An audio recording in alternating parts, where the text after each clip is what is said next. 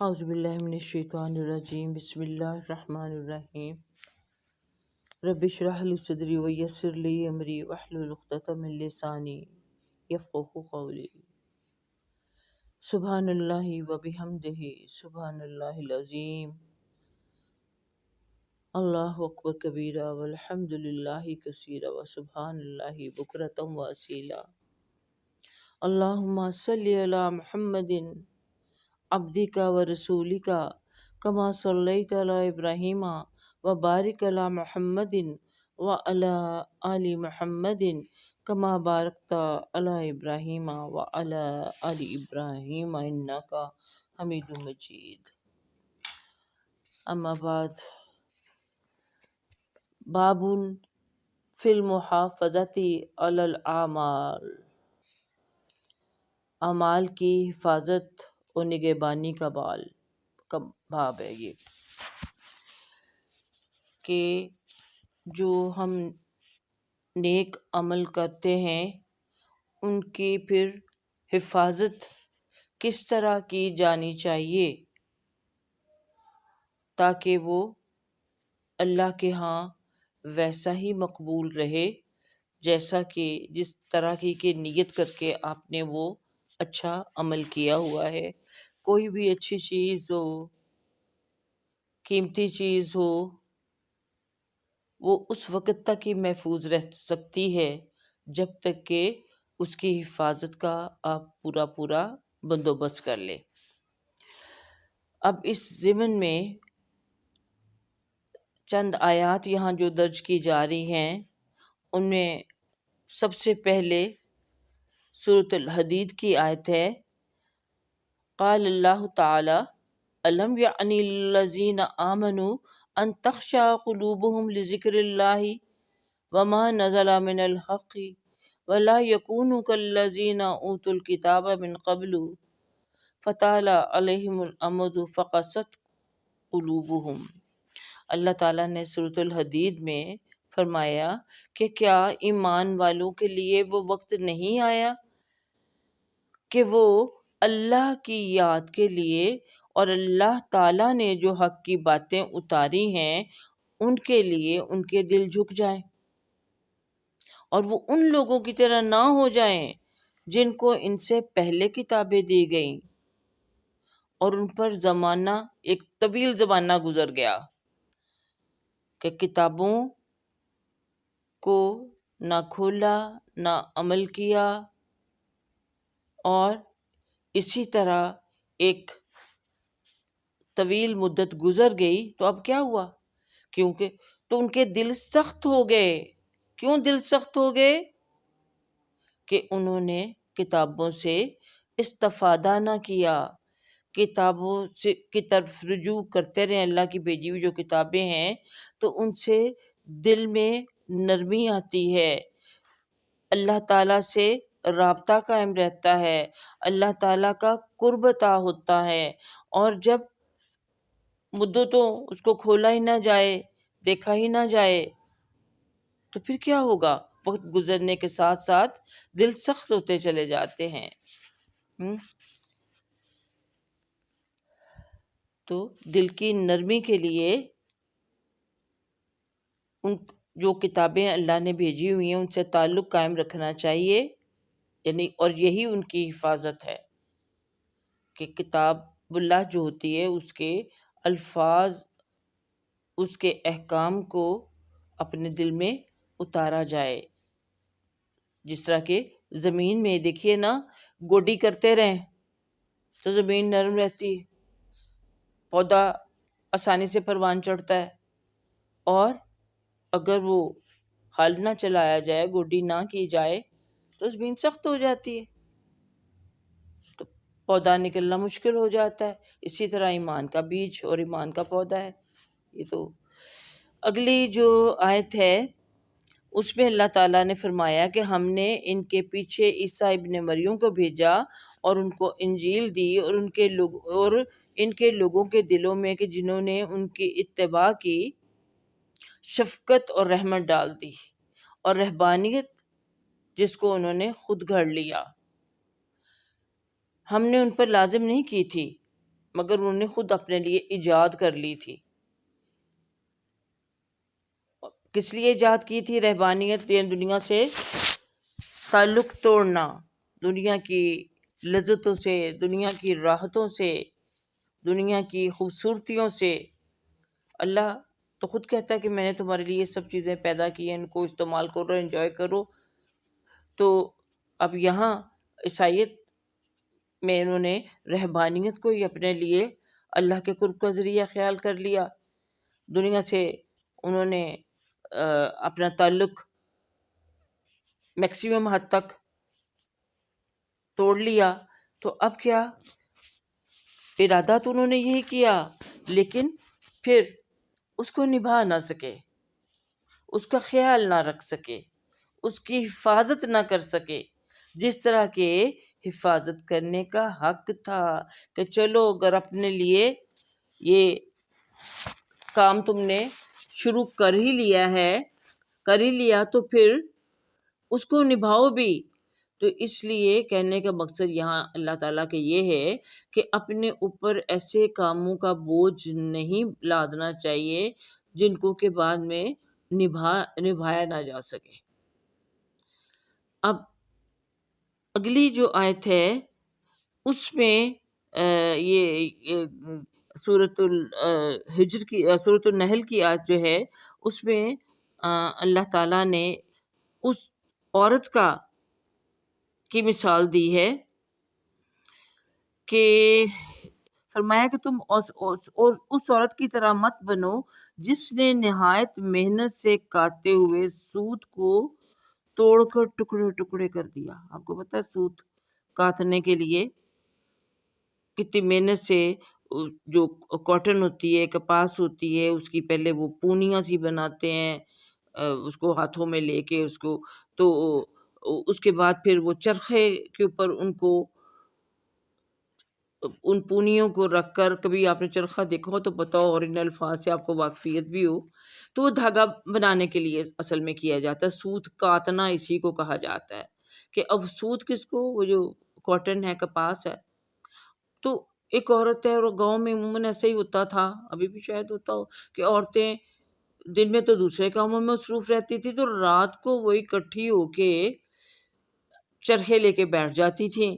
اور سوت کاٹنا شروع کر دیتی تھی، یعنی اپنی نیند قربان کر کے، محنت کر کے راتوں کو جاگنا، اور جو رات بھر کی محنت سے سوت کاتا ہو اور وہ کسی عورت نے، اور وہ صبح اٹھ کے اسی سوت کو توڑنا شروع کر دے، تو وہ دھاگے کی شکل میں تو نہیں رہے گا۔ تو اس طرح جب اللہ تعالی یعنی کی طرف سے جو بھی احکام ہیں، جو بھی اللہ کے عبادات ہیں، ان کو اگر ہم شروع کر کے، یعنی نفل عبادات جو ہیں، چھوڑ دیں، تو یہ ایک اچھے کام کا ارادہ کر کے اس کو پائے تکمیل تک نہ پہنچانے کے مترادف ہے۔ تو گویا کہ آپ اس نیت کی جو آپ نے کی تھی اچھا کام کرنے کی، اور کچھ عرصہ کرتے بھی رہے، اس کو نبھا نہ سکے۔ اور پیچھے آپ نے پورا باب وہ پڑھا ہے کہ جس میں اللہ تعالیٰ اور اللہ کے رسول صلی اللہ علیہ وسلم کی منشا آپ کے سامنے آئی کہ جو بھی کام شروع کیا جائے اس کو پوری استقامت کے ساتھ پایہ تکمیل تک پہنچایا جائے، اور اس کو نبھایا جائے، اس پر مداومت اختیار کی جائے، کہ اس کو پھر ہمیشگی سے کیا جائے۔ اتنا کام کرو جتنا کہ خوشی سے کر سکو۔ اس لیے بڑے بڑے پروجیکٹس اور بڑے بڑے منصوبے بنا کے کہ انسان چاہے کہ یہ میں کیا کروں گا، وقتی جذبات کے تحت انسان ایسا سوچ لیتا ہے، لیکن پھر اس کو نبھانا مشکل ہو جاتا ہے۔ اور اس کے بعد سورہ الحجر کی آیت بیان کی گئی ہے کہ وقالت اللہ تعالی وَعْبُدْ رَبَّكَ حَتَّى يَأْتِيَكَ الْيَقِينُ، کہ اللہ تعالیٰ نے فرمایا کہ تو اپنے رب کی عبادت کر یہاں تک کہ تجھے موت آ جائے، یعنی ساری زندگی اللہ کی بندگی میں لگے رہو یہاں تک کہ موت، یعنی وہ یقینی موت کو یہاں کیا کہا، یقین، کہ موت سے بڑھ کر کوئی یقینی امر ہے ہی نہیں، جس میں سے ہر ذی روح جو ہے اس کو یہ موت کا ذائقہ چکھنا ہے، وہ اس سے بچ ہی نہیں سکتا۔ اور مقصد کیا ہے کہ اس موت کے بعد پھر اللہ رب العزت سے ملاقات کا وقت ہے۔ تو ہمیں اس حدیث اس آیت سے یعنی کیا ہمیں سبق دیا جا رہا ہے کہ زندگی بھر اللہ کی عبادت میں ہم لگے رہیں، حتیٰ کہ اسی عبادت اور اللہ تعالیٰ کی رضا حاصل کرنے کے شوق میں ہی ہماری موت آ جائے۔ اب اس ضمن میں ہم احادیث کچھ پڑھ لیتے ہیں جو کہ یہاں پر بیان کی گئی ہیں، اور یہ سب سے پہلی جو حدیث آئی ہے حدیث نمبر 153،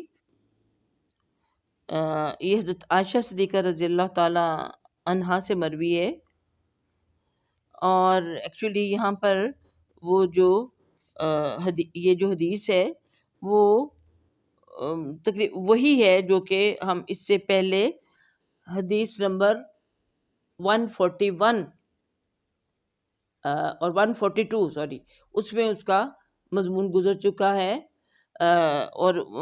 جس کا ایک یعنی ٹکڑا، آخری ٹکڑا یہ ہے کہ اللہ کو ہر وہ عمل سب سے زیادہ محبوب ہے جسے اس کا کرنے والا ہمیشہ کرے، کہ وہی عمل پسندیدہ ہے جس کو اس کا کرنے والے ہمیشگی اختیار کرے۔ تو یہ حدیث نمبر جو 153 ہے گویا کہ یہ 142 ہی کی ریپیٹیشن ہے۔ اب آگے حدیث نمبر 154 ہے جو کہ عمر بن خطاب رضی اللہ تعالی عنہ سے مروی ہے کہ انہوں نے فرمایا کہ رسول اللہ صلی اللہ علیہ وسلم نے فرمایا کہ جو شخص اپنے رات کے وظیفے سے، یعنی رات کا حزب کا لفظ جہاں استعمال کیا گیا ہے، حزب کے معنی تو ویسے آپ جانتے ہی ہیں کیا معنی ہوتے ہیں، گروہ کے، ٹکڑے کے، حصے کے، تو یہاں مراد اس حصے سے کیا ہے، یعنی وہ وظیفہ، وہ معمول، یعنی عبادت کے بھی بہت سے حصے ہوتے ہیں، اور وہ حصہ جو کہ آپ نے معمول کے طور پر اپنے اوپر واجب کیا ہو، اور وہ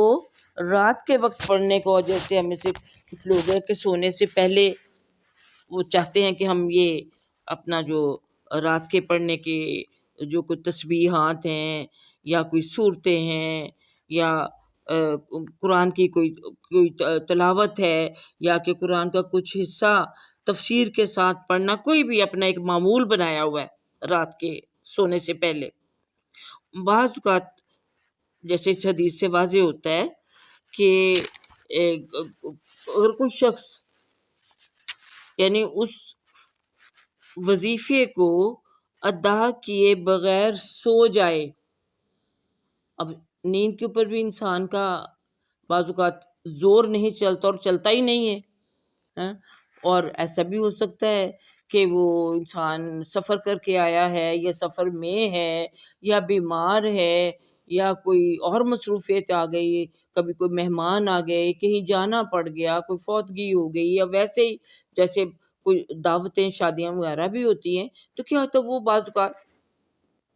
وہ جو آپ کا معمول کا وظیفہ ہوتا ہے وہ چھٹ جاتا ہے، جس کو دیکھیں پہلے ہماری بڑی جو ہماری مائیں اور دادیاں نانیاں ہوتی تھی، رات کا تو اتنا ان کو اہتمام میرے ذہن میں نہیں ہے کہ وہ کرتی تھی، لیکن صبح فجر کے ٹائم کا جو ان کا وظیفہ ہوتا تھا اس کا نام انہوں نے سبق رکھا ہوتا تھا، کہ سبق پڑھنا ہے۔ اس میں کیا چھوٹا سا ایک جزان، اس کے اندر وہ پنسورہ رکھا ہوا ہے، تسبیح رکھی ہوئی ہے، کوئی منزل اگر پڑھنے کے عادی ہیں تو وہ رکھی ہوئی ہے، تو قرآن کی وہ صورتیں جو وہ معمول کے مطابق، جیسے صبح کے وقت سورۃ یاسین، سورہ مزمل اور سورہ رحمان وغیرہ، وہ 5 سوروں میں سے پڑھ لی، اور یہ سارا کچھ، تو وہ بڑے اہتمام سے وہ پڑھتی تھی۔ ابھی بھی ایسے بڑی خواتین ہیں، بعض بار مجھ سے بھی سوال کر لیتی ہیں کہ بھئی وہ میرا رہ گیا یا اتنا رہ گیا، تو میں ہمیشہ ان سے کہتی کوئی بات نہیں، یہ تو نفل ایک چیز ہے، کرنے کی چیز اصل میں جو ہے وہ یہ ہے کہ آپ فجر کی نماز پڑھنے کے بعد، وہ جو نماز کے پڑھنے کے بعد کے جو اذکار ہیں وہ ہمیں پڑھنے چاہیے، کہ وہ نبی کریم صلی اللہ علیہ وسلم کی سنت سے ہیں۔ جیسے بہت سے لوگ جو ہیں وہ اب جانتے ہی نہیں ہیں کہ نماز پڑھنے کے بعد ہمیں سب سے پہلے کیا کرنا چاہیے۔ جب آپ سلام پھرتی ہیں آپ کیا کرتی ہیں؟ ہاں، اللہ اکبر، استغفر اللہ استغفر اللہ استغفر اللہ 3 بار، پھر اللہ انت السلام و منک السلام تبارک یا ذی الجلال والاکرام۔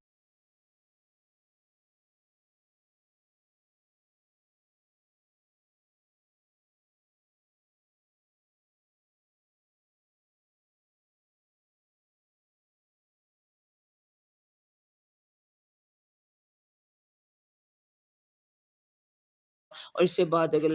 وہ جو ہے چوتھا کلمہ لا الہ الا اللہ وحدہ لا شریک لہ، یعنی یہ اور آیت الکرسی، یہ سب چیزیں جو یہ پڑھنی بہت لازمی ہے آپ کے لیے، یہ آپ پڑھتے نہیں۔ ہاں البتہ وہ جو انگلیوں پہ ہم پوروں پہ 33 مرتبہ سبحان اللہ الحمدللہ اور اللہ اکبر پڑھتے ہیں، وہ صرف ہم پڑھتے ہیں عموماً۔ تو یہ چیزیں جو ہیں جو میں آپ کو بتا رہی ہوں، یہ آپ کو سب نماز کی کتابوں سے مل جاتی ہیں یہ چیزیں۔ یہ اپنا معمول ہمیں صبح بنانا چاہیے۔ اگر اب سورۃ یاسین پڑھ لیتے، اس کی بڑی فضیلت ہے صبح شام پڑھنے کی، پڑھیں آپ، بہت اچھی بات ہے۔ لیکن اس سے بھی بڑھ کر جو پڑھنے کی چیز ہے وہ کیا ہے؟ قرآن پاک کی تلاوت، جس کا فجر کے وقت ہمیں لازمی اپنے معمول میں شامل کرنا چاہیے۔ تھوڑا پڑھیں، زیادہ پڑھیں، 1 سپارہ، آدھا سپارہ، اتنا بھی نہیں پڑھیں، ایک ربع پڑھ لیں، ایک رکوع ہی پڑھ لیں، لیکن قرآن پاک کھولیں ضرور۔ آج رکوع پڑھ لیے، کل 2 پڑھ لیں، جب بھی اتنا ٹائم، جتنی ہمت، جتنی توجہ اور لگن سے آپ پڑھ سکیں، شوق سے پڑھ سکیں، اتنے قرآن پاک کی تلاوت کو ذرا تھوڑی سی اونچی آواز میں، اور اللہ ہمیں سب کو توفیق دے کہ تجوید کے ساتھ پڑھیے اس کو، قرات کے ساتھ۔ دیکھیے پہلے بھی عورتیں، ہمیشہ میں دیکھتی وہی دیکھا کرتی تھی کہ ہماری جو بڑی بوڑھیاں ہوتی تھیں اور ہمارے بڑے بزرگ بھی، وہ اونچی آواز میں قرآن کی تلاوت کیا کرتے تھے، بلکہ قرآن خوانی کی محفلوں میں بھی جانا تو وہ اونچی اونچی وہ لگی ہوتی تھیں، ہل ہل کے پڑھنا، اور دوسرے لوگوں نے خاموش کر۔ اب کیا ہے؟ اب خاموشی سے ہم قرآن پڑھتے ہیں، اور زبان ہلانے کی بھی زحمت گوارا نہیں کرتے، منہ بند، ہونٹ بند، زبان بھی نہیں ہل رہی، دل ہی دل میں پڑھ رہے ہیں، تو یہ تلاوت نہیں ہوتی۔ تو تلاوت کرنا جیسا کہ اس کا حق ہے، وَرَتِّلِ الْقُرْآنَ تَرْتِیلًا۔ چلیے میں کہاں سے پہنچ جاتی ہوں، لیکن یہ سب باتیں بھی جاننا ہمارے لیے بڑا ضروری ہے۔ تو اب یہاں پر اس وظیفے کا، اس معمول کا ذکر ہو رہا ہے جو رات کو سونے سے پہلے پڑھا جانا چاہیے، اور اس میں بھی آپ یہ یاد رکھیے کہ اپنی طرف سے مقرر کر لینا، یا یہ کہ مجھے یہ اچھا لگتا ہے اس لیے میں رات کو یہ پڑھتی ہوں، فلانی تسبیح، یہ تسبیح، وہ تسبیح، اور عموماً جو دنیا کی ہماری ضروریات ہوتی ہیں، ہماری جو تمنائیں ہوتی ہیں، ان کے حساب سے ہم پڑھتے ہیں، جو کچھ بھی پڑھتے ہیں، کوئی رزق کے لیے، کوئی اولاد کے لیے، کوئی ترقی کے لیے، کوئی رشتوں کے لیے، تو وہ ہم اپنے معمول میں ہم نے شامل کیا ہوتا ہے، بجائے اس کے کہ ہم وہ جو صورتیں ہیں جو نبی اکرم صلی اللہ علیہ وسلم نے ہمیں بتائی ہیں، سورہ ملک اور سورہ سجدہ جیسے رات کو پڑھنے کے لیے، یا سونے سے پہلے کے جو اذکار ہیں، وہ ہمیں نہیں معلوم ہوتا، تو یہ ضرور معلوم کیجئے۔ جیسے ہم بھی آپ کو کہیں نہ کہیں کسی حساب میں کچھ نہ کچھ بتاتے ہی رہتے ہیں۔ تو اب اصل جو یہ حدیث میں بات بیان کی جا رہی وہ یہ ہے کہ آپ صلی اللہ علیہ وسلم نے فرمایا کہ جو شخص اپنے رات کے یعنی جو وظیفہ ہے، یعنی معمول میں جو کچھ وہ عبادات، نفل عبادات کرتا ہے،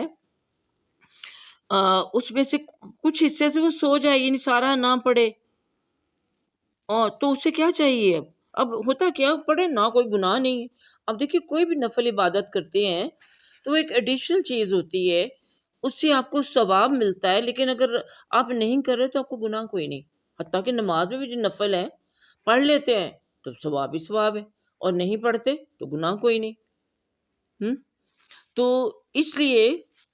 اگر رہ جائے تو کوئی بات نہیں، لیکن عموماً ایسا ہوتا ہے کہ چونکہ ہم پڑھنے ان چیزوں کے پڑھنے کے عادی ہوتے ہیں، اس لیے دل میں ایک کھٹک سی لگی رہتی ہے، ہائے میرا وظیفہ رہ گیا، میں نے فلاں چیز رات کو نہیں پڑھتی، پھر اللہ نہ کرے کچھ ایسا کو کام ہو جائے خلاف معمول یا تو فوراً ہمیں ہو میں نے پڑھا نہیں تھا، شاید اس وجہ سے یہ کچھ ہو گیا. تو یہ شیطان ہمارے دل میں وسوسے ڈالتے ہے، ہمیں نفل عبادات کی اہمیت کی طرف لے کے جاتا ہے، اور فرضوں سے وہ ہمیں دور کرتا ہے، سنتوں سے ہمیں دور کرتا ہے. تو اس لیے اس کا کتنا پیارا علاج یہاں ہے، اس کی طرف ہم آ رہے ہیں کہ اگر کچھ ایسی چیز رہ جائے اور دل میں کھٹکا ہو کہ میں نے وہ نہیں پڑھا تھا، کھٹکا یعنی خلش ہو آپ کے دل میں، کہا میں نے پڑھا نہیں تھا، جس میں اٹک جاتے ہیں، آپ کو خود ہی اپنے آپ کو پھر گلٹی فیل کرتے ہیں، اپنے آپ کو ملامت کرتے ہیں کہ مجھے میں سو گئی یا فلاں جگہ میں نہ جاتی تو میرا یہ نہ رہ جاتا، تو یہ اس طرح سے کرنے کی بجائے اب دیکھیے اللہ کے رسول صلی اللہ علیہ وسلم نے فرمایا ہے کہ اگر کچھ ایسا ہو جاتا ہے تو وہ کیا کرے، وہ اسے فجر سے لے کر ظہر کی نماز کے وقت کے درمیان میں پڑھ لے تو اس کے لیے لکھ لیا جاتا ہے. اللہ اکبر کبیرہ. کہ اگر آپ سے وہ رہ گیا تو آپ کیا کریں. اب فجر کی نماز سے لے کے ظہر تک بہت ٹائم ہوتا ہے، اس دوران جب بھی آپ کو موقع ملتا ہے اب وہ اپنی تسبیحات یا اپنا وہ جو رات کو پڑھنے والا چھٹ گیا تھا اس کو پڑھ لیجیے. تو اللہ تعالیٰ اس کو بھی اسی طرح قبول کرے گا، کیونکہ آپ روزو کرتے ہیں جس طرح کہ آپ نے رات کو ہی پڑھا تھا وہ. تو اس لیے یہ کتنی بڑی ان لوگوں کے لیے سب کے تسلی کی بات ہے کہ وہ اپنے یہ معمولات جو ہیں ان کی وہ غیر حاضری نہ ہو. اب پھر بات آئی کہ جو ہمارا ٹاپک ہے وہ کیا ہے کہ اعمال کی حفاظت، یعنی وہ جو آپ نفل عمل کر رہی تھی اب اس کی حفاظت کیا ہوگی. اگر رات کو آپ نہیں کر سکے، آپ نے صبح کو کر لی، یعنی آپ نے اس کے اوپر پہرا دیا، اس کو چھوڑا نہیں ہے، اس کو نگلیکٹ نہیں کیا. تو فرمایا کہ تو اس کے لیے وہ عمل جو لکھ لیا جاتا ہے کہ گویا اس نے رات ہی میں وہ عمل کیا تھا. اچھا جی، اب آگے حدیث نمبر یہ 154 ہم نے پڑھی ہے، اور اب آ گئی حدیث نمبر 155.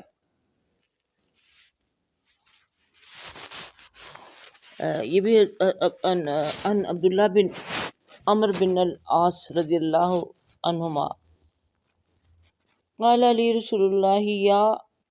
عبد اللہ لا تکن مثل فلان کان یقوم اللیل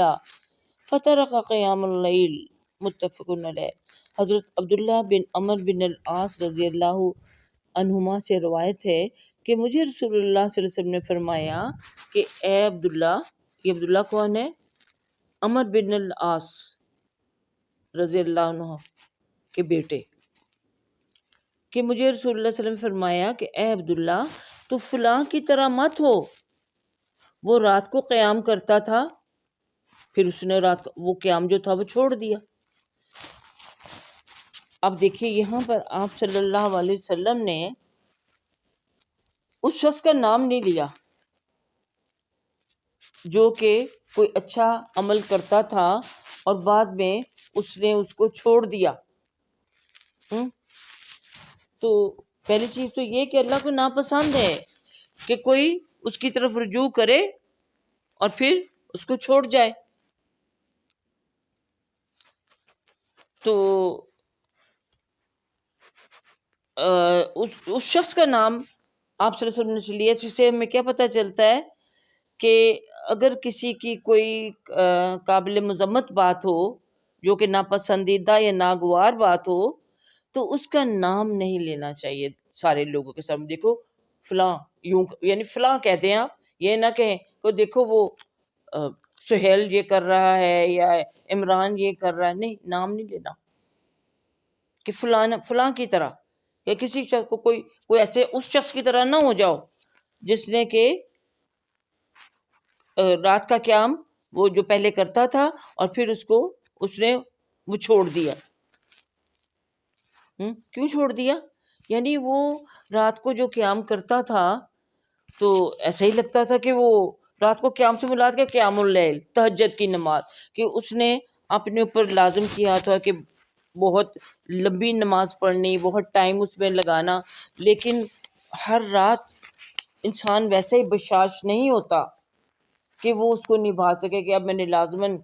8 ہی نفل پڑھنے ہیں اور ہر رکعت میں میں نے فلاں لمبی صورت ہی پڑھنی ہے.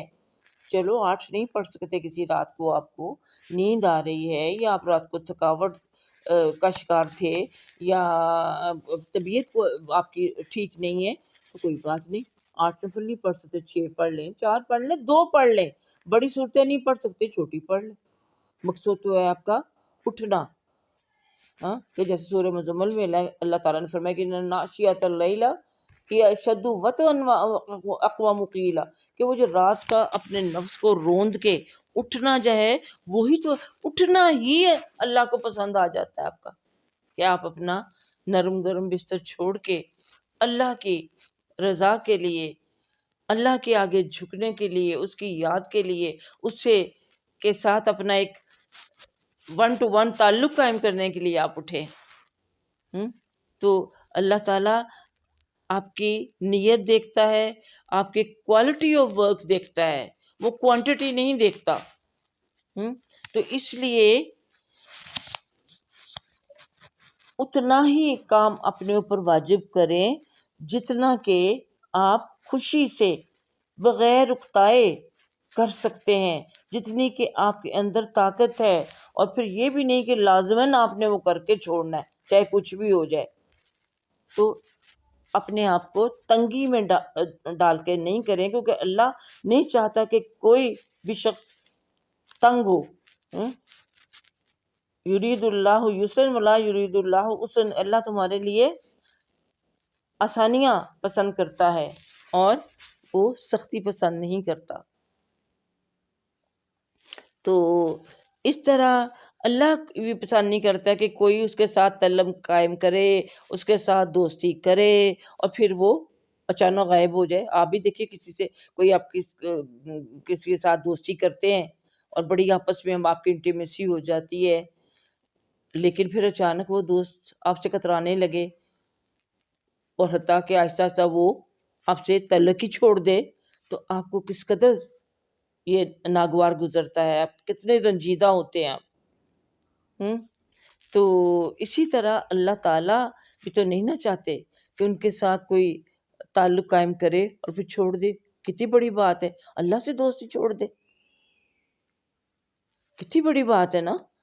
کہ اللہ کے ساتھ دوستی کر کے اس کو چھوڑ دیا جائے. لہٰذا دوستی کی جائے تو اس کو پھر نبھایا جائے. اور شروع میں دیکھیے بعض لوگ دنیا میں بھی ہم دیکھتے ہیں کہ دوستی کرتے ہیں تو اتنی محبت ہر وقت ملنا ملانا تحفے تحائف کہ ایک وقت پہ انسان تنگ آ جاتا ہے کہ یہ کیا اپنے اوپر میں نے لازم کر کے رکھ لیا ہے. اتنا ہی جتنا نبھا سکے اتنا ہی تعلق قائم ہونا چاہیے. تو اس کو تاکہ ہمیشہ نبھایا جا سکے. تو اس لیے اس حدیث سے بہت یہ کارآمد، حدیث سے تو ساری کارآمد ہے، تو ہم بھی اتنا ہی اللہ کی راہ میں اپنے آپ کو مصروف کریں جتنا کہ ہم خوشی خوشی نبھا سکیں. اگر ہم نہیں نبھاتے تو گویا کہ ہم نے پھر اپنے عمل کی حفاظت نہیں کی. اچھا جی، اگلی حدیث 156. حضرت عائشہ رضی اللہ تعالی عنہا سے یہ حدیث مروی ہے کہ جب حضور صلی اللہ علیہ وسلم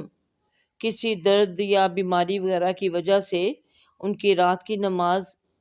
جاتی رہتی، رات کی نماز سے یہاں کیا مراد ہے؟ عشاء کی نماز نہیں، وہی قیام اللیل، وہی تہجد. یعنی اگر دیکھیے اگر اللہ کے رسول کی نماز جاتی رہتی تھی کس وجہ سے؟ بیماری کی وجہ سے، تکلیف کی وجہ سے، مصروفیت کی وجہ سے، نیند کی وجہ سے۔ آپ صلی اللہ علیہ وسلم اللہ کے نبی اور رسول تھے، لیکن آپ انسان بھی تو تھے نا، تو انسان ہونے کے ناطے آپ کے ساتھ وہ ساری ضرورتیں اور مجبوریاں لگی ہوئی تھی جو کہ ہر انسان کے ساتھ ہوتی ہیں۔ اس لیے آپ بھی بعض اوقات کسی مجبوری کی بنا پر اگر قیام اللیل یا تہجد نہ کر سکتے، دیکھیے، اور نفل نماز کا کبھی نماز یا کوئی بھی کام کا کبھی کبھار چھوٹ جانا ہی اچھا ہے، اس لیے کہ آپ صلی اللہ علیہ وسلم نے اس سے بھی منع کیا کہ ہم نفل کو فرض کا درجہ دے دیں، کہ اس طرح سے اس کو انجام دے جس طرح کے فرض کو انجام دیا جانا چاہیے۔ لیکن بات پھر وہی آتی ہے کہ ہمیں نفلوں کی فکر بہت ہوتی ہے، فرض رہ جائیں تو رہ جائیں، ان کی پرواہ نہیں، کیونکہ نفل ہم نے خود اپنے اوپر لاگو کیے ہوتے ہیں۔ تو آپ دیکھیے یہاں پر بھی اس کا اب اگر مس ہو گئے وہ نفل، تو آپ صلی اللہ علیہ وسلم کیا کیا کرتے تھے؟ اگرچہ نفل اگر مس ہو جاتے ہیں تو ان کی کوئی قضا نہیں، ان کی ادائیگی ضروری نہیں ہے، لیکن آپ صلی اللہ علیہ وسلم بھی اپنے اللہ کے ساتھ وہ تعلق قائم رکھنے کے لیے دن میں 12 رکعت عطا فرما دیتے، کہ یعنی کسی وقت دن میں آپ 12 رکعت، جو کہ تہجد کی شکل میں چھٹی ہوتی تھی، آپ صلی اللہ علیہ وسلم ادا فرماتے۔ 12 خاص طور پہ اس لیے کہا، کوئی تہجد کی تو محمد جس طرح وہ 11 کہا جاتا ہے نا، کہ 8 نفل اور 3 پھر وتر، تو یہ 12 آپ دن میں تو آپ نے وتر نہیں پڑھنے نا کہ آپ 11 کریں، تو 11 کے بجائے آپ صلی اللہ علیہ وسلم 12 کرتے تھے۔ اور اس کا یہ بھی حل ہو سکتا ہے کہ آپ اگر یعنی ریگولرلی اگر آپ تحیۃ الوضو کے نفل نہیں پڑھتے تو آپ وہ پڑھ لیں۔ آپ اگر عصر کی سنتیں نہیں پڑھتے ہیں جو کہ غیر موقتہ جو 4 سنتیں ہوتی ہیں، اگر آپ معمول کے مطابق وہ نہیں پڑھتے یا کبھی پڑھ لی کبھی نہ پڑھی، تو اس دن لازمی آپ پڑھ لیں۔ اور اسی طرح مغرب کے بعد جو اوابین کے نفل ہوتے ہیں 6، بڑی اچھی بات ہے اگر آپ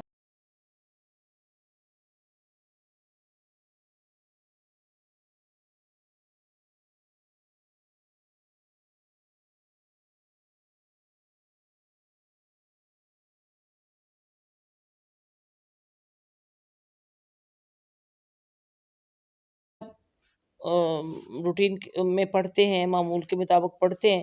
لیکن اگر کبھی پڑھتے ہیں کبھی چھوڑ دیے، کبھی 4 پڑھے کبھی 2 پڑھے، تو اس دن جب کہ آپ نے رات کو آپ کی تہجد رہ گئی تھی، اب وہ 6 پڑھ لیں۔ یہ کوئی بھی نوافل آپ پڑھ لیں کسی بھی وقت، ظہر کے بعد، مغرب کے بعد،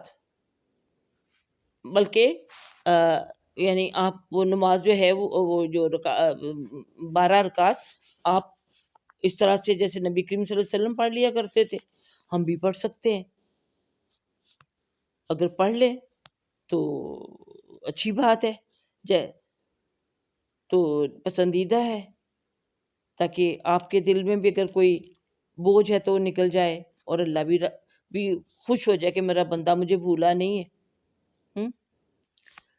تو اچھا، تو یعنی نفل عبادت جو ہوتی ہے یہ یاد رکھنے کی چیز ہے کہ یہ اللہ کی محبت حاصل کرنے کا ذریعہ ہے۔ اگر محبت حاصل کرنے کے لیے کوئی کام کرنا ہے تو پھر کوئی بھی دنیا میں دیکھ لیجئے، دوسرے کو اپنی طرف متوجہ کرنے کے لیے، ان کا قرب اور محبت حاصل کرنے کے لیے، تو آپ دل سے کی خوشی کے ساتھ وہ کام کرتے ہیں، تو اس کام سے جس کے لیے وہ کیا جائے، جس کا کہ دل آپ جیتنا چاہتے ہیں، وہ خوش ہو جائے۔ اس کو قرآن میں بھی اور حدیث میں لفظ اس کے لیے تطوع، وَمَن تَطَوَّعَ فَهُوَ خَيْرٌ لَهُ، کہ ایک روزے کے ضمن میں آتا ہے نا، وہی آیت ذہن میں آئی ہے کہ اگر شروع میں جو رمضان کے روزے چھٹ جانے کی بات تھی کہ اگر روزہ نہیں رکھا گیا تو اب کیا کرو، ایک مسکین کو کھانا کھلا دو، اور زیادہ کو کھلا دو تو زیادہ اچھی بات ہے۔ اس طرح ابھی بھی ہے کہ ہم اس کا فدیہ کیا ہوتا ہے، ایک مسکین کو کھانا کھلانا، ایک کی بجائے اگر آپ دل کی خوشی سے ایک تو اپنے کھلانا ہی کھلانا ہے، اگر آپ 2 کو 4 کو 6 کو 10 کو کھلا دیتے دل کی خوشی سے، کہ میرا روزہ رہ گیا تھا، میں اور زیادہ یعنی اللہ کو راضی کرنے کے لیے اپنی خوشی سے کریں، تو وہی کام ہوتا ہے، یعنی جو دل کی خوشی سے آپ کریں وہی نفل عبادت کہلاتی ہے، یہ نہیں کہ مارے پیٹے کرنا ہے۔ تو اسی طرح دیکھیے کچھ ایسی بھی چیزیں ہوتی ہیں جسے آپ نے اپنے اوپر آپ واجب کر لیتے ہیں خود ہی، کہ بھی میں ہر روز صدقہ دیا کروں گی اتنا، کبھی رہ بھی جاتا ہے اگلے دن زیادہ دے دو۔ یہ جمعے کو تو میں آپ کو کہتی ہوں کہ ضرور آپ کو کچھ نہ کچھ نکالنا چاہیے، کہ نبی کریم صلی اللہ علیہ وسلم کے صحابہ کرام رضی اللہ عنہ کا ہمیں معمول ملتا ہے کہ وہ جمعے کے دن غلام آزاد کیا کرتے تھے، صدقے کیا تھے۔ یہ بڑی اس کی اہمیت ہے جمعے کی اس لحاظ سے صدقہ خیرات کرنے کے لیے۔ تو اگر اسی طرح آپ کوئی بھی صدقہ خیرات کرتے ہیں، کچھ بھی اپنے اوپر خود ہی واجب کیا ہوا ہے، تو وہ بھی نفل عبادت ہوتی ہے، یعنی زکوٰۃ کے علاوہ جو بھی آپ کرتے ہیں، تو اس لیے وہ بھی ادا کرتے رہنا چاہیے۔ لیکن بعض اوقات دیکھیں انسان کے مالی حالات ایسے نہیں رہتے، اور کسی وقت وہ نہیں بھی دے پاتا تو کوئی بات نہیں، اللہ ناراض نہیں ہوگا۔ لیکن دوسری طرف ایسا بھی سوچا جا سکتا ہے کہ مالی حالات خراب ہونے کے باوجود اگر آپ صدقہ کر رہے ہیں تو انشاءاللہ اس صدقہ کی وجہ سے آپ کا مال کبھی ختم ہوگا ہی نہیں، آپ کو کہیں نہ کہیں سے اللہ تعالیٰ بندوبست کر دے گا، اور آپ کو اس سے بڑھ کر اللہ پاک ادا کر دے گا۔ اس لیے کہ آپ نے اللہ سے کیا ہوا کوئی بھی نفلی جو کام ہے، وہ نفل عبادت ہے یا وہ صدقہ خیرات وغیرہ کچھ بھی ہے، تو وہ اللہ تعالیٰ اس سے راضی ہو جائے گا، ٹھیک ہے۔ تو اور اس طرح سے اللہ راضی ہو جائے گا، اور آپ نے گویا کہ اپنے اس جو عمل ہے اس کی حفاظت کا حق ادا کر دیا۔ اللہ تعالیٰ ہم سب کو بھی توفیق عطا کرے کہ اگر ہمیں کوئی اچھا کام کرتے ہیں تو پھر اس کی حفاظت بھی اسی طرح کر پائیں جس طرح کی حدیث میں ہم نے پڑھا۔ چلو جی، اب اگلا باب آ گیا، باب نمبر 16، اور یہ باب فی الامر بالمحافظۃ علی السنۃ و آدابها، یہ سنت یعنی اور اس کے آداب کی حفاظت اور نگہبانی کرنے کا باب ہے۔ کس چیز کا چیپٹر ہے یہ؟ کہ نبی کریم صلی اللہ علیہ وسلم کی سنت کیا؟ ان کا جو طریقہ تھا، کہ آپ صلی اللہ علیہ وسلم کی سنت کے جو آداب ہیں ان کی حفاظت کرنے کا ہم یہاں پڑھیں گے۔ تو جیسا کہ یہ امام نووی کا معمول ہے کہ وہ کسی بھی باب کے آغاز کو جب کرتے ہیں تو وہ اس باب سے متعلقہ احادیث سے پہلے قرآن کی آیات کوٹ فرماتے ہیں، تاکہ ہمیں پتہ چل جائے کہ نبی کریم صلی اللہ علیہ وسلم نے بھی جو عمل کیا، جو بات کی، جو کام کیا، قرآن پاک کے احکام اور ان کی روشنی میں ہی کیا، ٹھیک ہے۔ تو اس لیے پہلے ہمیں چند آیتیں وہ ضرور ان کو کوٹ کرتے ہیں، اور یہاں اس باب میں تو کافی ساری آیات ہیں۔ چلیے اللہ ہمیں توفیق دے، پڑھ لیتے اسی بہانے قرآن کے بھی چیدہ جو حصے ہمارے سامنے آ جاتے ہیں۔ تو کوئی بات نہیں، اگرچہ کلاس ہماری حدیث کی ہے، لیکن اگر اللہ کی کتاب کا ذکر ہو جاتا ہے اور اس کی بھی تھوڑی سی ہمیں یعنی ایک بونس کے طور پر بھی کہہ لیجئے، بلکہ افضل تو ہے ہی وہی، ہمیں حدیث پڑھنے کے ساتھ ساتھ قرآن کا بھی کچھ آیات کا مفہوم پتہ چل جاتا ہے، تو یہ اور ہمارے لیے بہت ایک سعادت کی بات ہے۔ تو یہ پہلی آیت جو بیان کی گئی ہے اس میں وہ سورۃ الحشر کی ہے۔ قال اللہ تعالی وما آتاکم الرسول فخذوہ وما نہاکم عنہ فانتہوا، اللہ تعالیٰ نے فرمایا کہ رسول اللہ صلی اللہ علیہ وسلم جو کچھ تمہیں دیں وہ لے لو، اور جس سے منع فرمائے اس سے رک جاؤ۔ بات سیدھی ہے کہ اس میں ہمیں قرآن نے رسول اللہ صلی اللہ علیہ وسلم کی جو سنت ہے اس کو اخذ کرنے، اس کو قبول کرنے کے جو مینر سکھائے ہیں، آداب سکھائے ہیں، ان کی روح سے اللہ تعالیٰ یہاں فرما رہے ہیں کہ رسول اللہ صلی اللہ علیہ وسلم تم کو جو کچھ دیں، یعنی کچھ دیں، اب جو بھی وہ کریں، دیں سے مراد کیا ہے؟ سکھائیں، دیں یعنی حکم دیں تو وہ تم قبول کر لو کہ وہ حکم میں نے اس کی حکم عدولی نہیں کرنی، اس کو میں نے اس حکم پر عمل کرنا ہے، اور جس سے آپ صلی اللہ علیہ وسلم جس کام سے بھی منع فرمائے اس سے رک جاؤ۔ دیکھیے کتنی بڑی چیز ہے جو اللہ تعالیٰ نے اپنے نبی صلی اللہ علیہ وسلم کے کو مرتبہ اور مقام دیا، اور ان کے حوالے سے ہمیں یہ چیز سکھائی کہ آپ جو ہمیں یعنی سکھائی اور ہمیں احساس دلایا آپ کے یعنی قرآن کے بعد سنت کا جو مرتبہ اور مقام ہے، اس کی اہمیت کیا ہے، اور اس کا احساس دلایا ہے کہ ان پر عمل کرنا بھی ہمارے لیے کتنا ضروری ہے۔ حکم ہے اللہ کا قرآن کے ذریعے کہ جو آپ کہیں وہ کرو، جس سے منع کریں منع ہو جاؤ۔ اب یہ ہماری چوائس کی بات نہیں ہے کہ ہماری مرضی ہم وہ کام کریں یا نہ کریں، کیونکہ سنت کے بارے میں ہم بڑے ہی اب ہمارا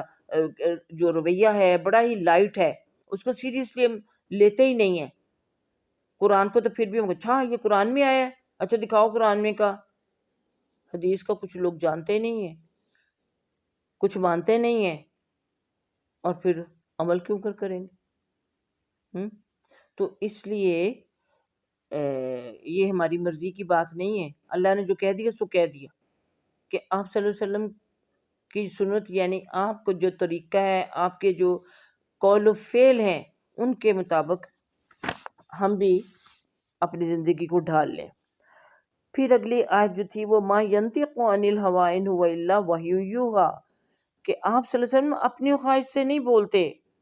یعنی جو بھی الفاظ آپ کی زبان مبارک سے نکلتے ہیں وہ تو وہی ہے، اس میں آپ کی خواہش نفس شامل نہیں ہوتی کہ میں اس میں یہ بات شامل کر لوں گا تو لوگ خوش ہو جائیں گے، اسلام قبول کر لیں گے، یا مجھے اللہ کا رسول مان لیں گے۔ نہیں،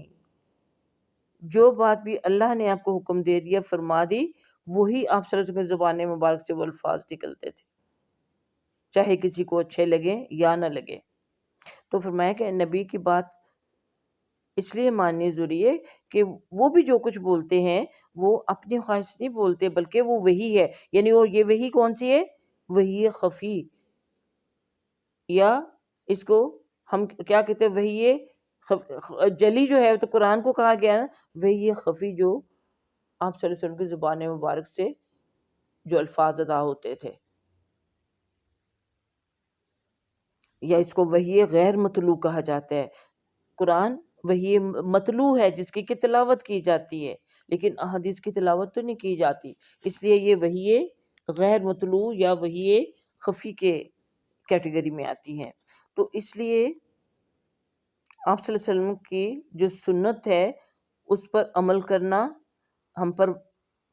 واجب ہو جاتا ہے، یعنی تبھی سنت کی حفاظت ہوگی اگر ہم اس پر عمل کریں گے، ورنہ سنتوں کی اہمیت ہی نہ دیجیے۔ آپ کوئی خزانہ آپ کے پاس ہے، اس کا پہرا دیں گے، اس کی حفاظت کریں گے تو حفاظت ہوگی نا۔ آپ اس کو کھلا چھوڑ دیں، پرواہ کوئی نہیں ہے،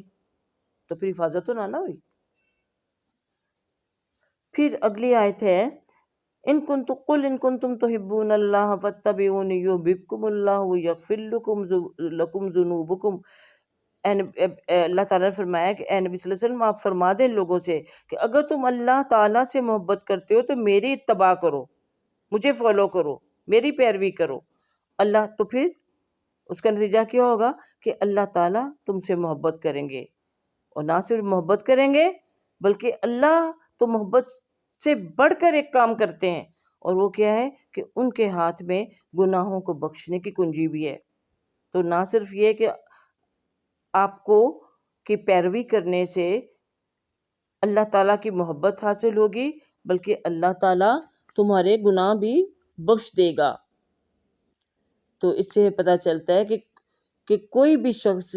جو اللہ سے محبت کا دعویٰ کرتا ہو وہ حضور صلی اللہ علیہ وسلم کی سنت سے بے نیاز ہو ہی نہیں سکتا۔ حدیث نمبر 4، لقال اللہ تعالی سورۃ الاحزاب، فی سورۃ الاحزاب، لقد کان لکم فی رسول اللہ اسوۃ حسنۃ لمن کان یرجو اللہ والیوم الآخر۔ اللہ تعالیٰ نے فرمایا کہ البتہ تحقیق تمہارے لیے رسول اللہ صلی اللہ علیہ وسلم کی ذات گرامی میں عمدہ نمونہ ہے، لیکن ہے تو سب کے لیے، لیکن وہ عملی طور پر کن کے لیے فائدہ مند ہوتا ہے آپ کی ذات کا نمونہ ہونا؟ اس شخص کے لیے جو اللہ تعالیٰ اور آخرت کے دن پر یقین رکھتا ہو، جس کو پتہ ہے کہ میں نے اللہ کے حضور پیش ہونا ہے اور آخرت کا ایک دن آنا ہے، تو اس کے لیے پھر یہ لازمی اپنے لیے سمجھتا ہے کہ نبی صلی اللہ علیہ وسلم کی ذات کو جو اللہ تعالیٰ نے رول ماڈل بنا کے ہمارے لیے بھیجا ہے، تو اس رول ماڈل کو فالو کیا جائے، اس کے چال ڈھال اقوال ہر چیز میں ان کی کاپی کی جائے، ان کے طرح کا بنا جائے، کیونکہ اللہ کو تو اپنے محبوب صلی اللہ علیہ وسلم جتنے پسند تھے، تو ان کی پسند جو تھی اللہ تعالیٰ کی، اس میں جب اپنے آپ کو کوئی شخص ڈھال لیتا ہے تو گویا وہ بھی اللہ تعالیٰ کی محبت کا پھر مستحق ہو جاتا ہے۔ ہاں، تو نمونہ آپ بہت دفعہ یہ پڑھ سن چکے، ڈیٹیل اب کیا بتاؤں، تو بہت لمبی ہو جائے گی، کہ ہر رول میں آپ نمونہ تھے، ہر روپ میں آپ نمونہ تھے، ہر قول و فعل میں ہمارے لیے ایک وہ اگزامپل تھے۔ تو ان کو ہی ہر کام کے لیے اور ہر رول ادا کرنے کے لیے فالو کیا جانا چاہیے۔ اگلی آیت جو ہے یہ سورۃ النساء کی آیت ہے، جس میں اللہ تعالیٰ فرماتے ہیں فَلَا وَرَبِّكَ لَا يُؤْمِنُونَ حَتَّى يُحَكِّمُوكَ فِيمَا شَجَرَ بَيْنَهُمْ ثُمَّ لَا يَجِدُوا فِي أَنفُسِهِمْ حَرَجًا مِمَّا قَضَيْتَ وَيُسَلِّمُوا تَسْلِيمًا۔ اللہ تعالیٰ نے فرمایا کہ تیرے رب کی قسم وہ لوگ مومن نہیں ہو سکتے یہاں تک کہ وہ اپنے باہمی جھگڑوں میں آپ کو اپنا حکم اور فیصل نہ مان لیں، اور پھر تمہارے فیصلے پر اپنے دلوں میں کوئی تنگی بھی محسوس نہ کریں اور پورے طور پر اسے تسلیم کر لیں۔ یعنی وہ شخص مومن ہو ہی نہیں سکتا جو کہ آپس میں جب انسانوں کے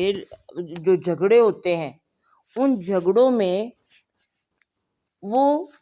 دیکھے کہ اس قسم کی سچویشن میں رسول اللہ صلی اللہ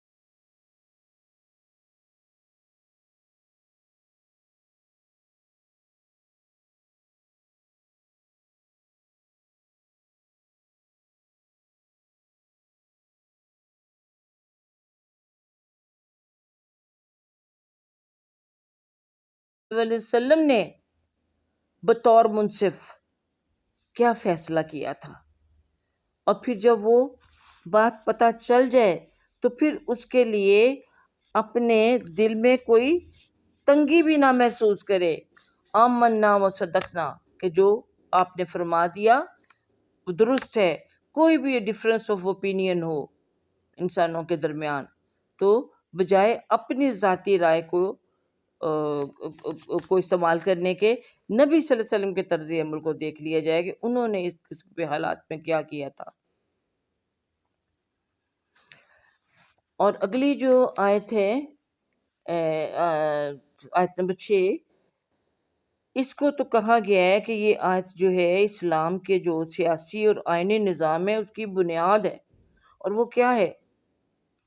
یہ بھی سورۃ النساء کی آیت نمبر 59 ہے۔